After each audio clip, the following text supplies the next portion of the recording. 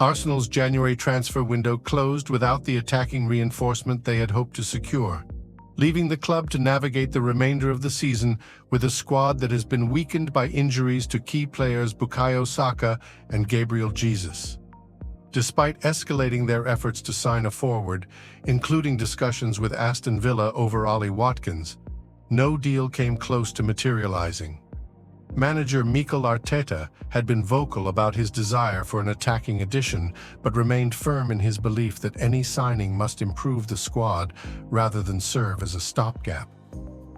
Bringing in bodies doesn't help at all, Arteta said earlier in the month, emphasizing the difficulty of finding the right player in the January market.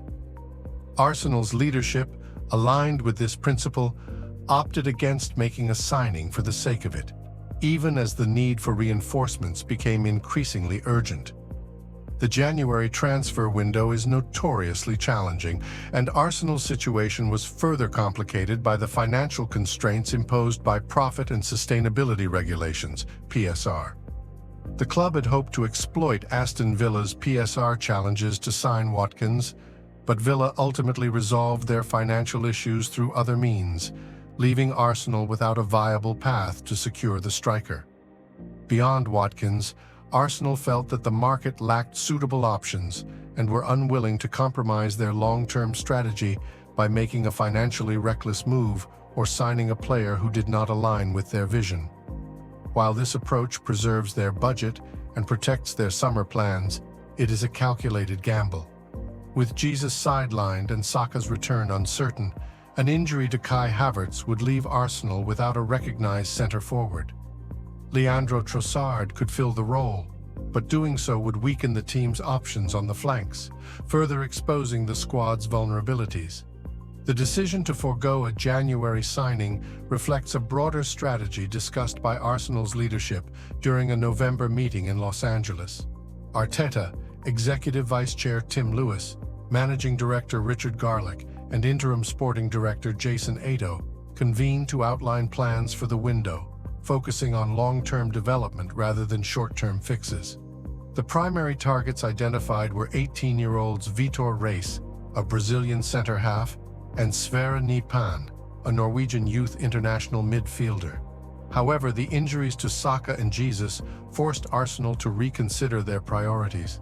While Rice was seen as a player who could future-proof the center of Arsenal's defense, Arteta questioned the wisdom of spending £30 million on a player unlikely to make an immediate impact, especially in a position where Arsenal already had depth. The club ultimately decided to reserve resources for potential first-team needs, particularly in attack. Arteta's preferred candidate to bolster the forward line was Alexander Isak, but the Swedish striker was out of reach.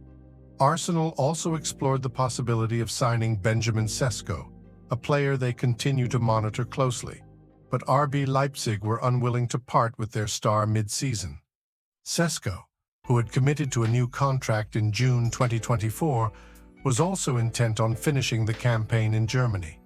Villa were open to selling either Watkins or John Duran to address their PSR issues, but when Al Nassr finalized a deal for Duran, Watkins was no longer available.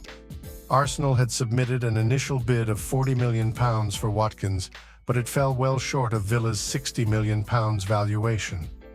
While Arteta was keen on the Premier League proven striker, concerns over his age, limited resale value, and impact on future plans created internal debate. Arsenal also pursued Nypan, holding in-person discussions with the player during his visit to England in late January. However, the midfielder opted to remain with Rosenborg until the summer to ensure a smoother transition. Nypan's decision was respected by Arsenal, who remain interested in the player and will continue to monitor his situation. The club also explored other options late in the window, including a potential loan deal for AC Milan's Alvaro Morata. While Milan were open to the idea, Arsenal hesitated, and Galatasaray moved quickly to secure the striker. Other forwards, such as Bayern Munich's Mathis Tel, were considered but ultimately deemed unsuitable for Arsenal's immediate needs. Tel, while highly regarded, was not seen as a natural number 9 and lacked the experience to make a significant impact during the season's climax. Injuries have already tested the squad's depth, and further setbacks could derail their season. Despite this, the club decided against recalling Fabio Vieira from his loan at Porto or allowing Alexander Zinchenko to leave on loan to Borussia Dortmund. Kieran Tierney, who is set to join Celtic on a free transfer in the summer, also remained with the squad to provide cover. Arsenal's faith in their young talents, such as Miles Lewis-Skelly and Ethan Nwaneri, has been rewarded, and the club hopes to have Saka back for the season's run-in. However, the decision to forego January signings places significant pressure on the summer transfer window. Arsenal's summer plans are already taking shape, with the club targeting Real Sociedad midfielder Martin Zubimendi in a £50 million deal. Their interest in Nypan and Espanyol goalkeeper Joan Garcia remains strong, and they are expected to revisit the centre-forward position. Isak and Sesko are likely to be among the primary targets, and a return for Watkins cannot be ruled out.